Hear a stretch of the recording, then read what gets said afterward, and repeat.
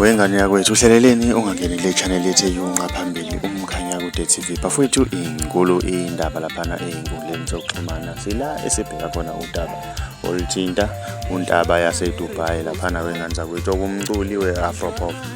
Into eyenzakalayo ke laphana wengane zakwethu kubukeka sengazi ukuthi udaba lwakhe luyaqhubeka laphana wengane zakwethu nenkampani laphana yomusic laphana i-ambitiouz laphana wengane zakwethu. Khumbula ukuthi ey'nyangeni ey'dlule laphana wengane zakwethu kwavela laphana ukuthi uyayishiya leya nkampani ngoba imholela imali engango-3,700 laphana wengane zakwethu. Ubeke naye eseqhubeka-ke eceleni laphana wengane zakwethu nomculo wakhe laphana wengane zakwethu, wakhipha ingoma laphana wayifaka ku-YouTube. Inkampani ibe isiye-remova leya ngoma laphana ku-YouTube laphana wengane zakwethu, okuwukuthi le nkampani lena isamdinga ukuthi basebenzisane ngokwenkontileka ayisayinile laphana wengane zakwethu. Mina ngiyafisa ukwazi ukuthi wena ngabe kuthini okwakho ukuphawula, kanti iy'nkampani zomusic ayifani nezinye iy'nkampani ey'khona nje South Africa njengama-fame laphana wengane zakwethu, ukuthi umuntu uma engasafuni ukusebenza uya-resign.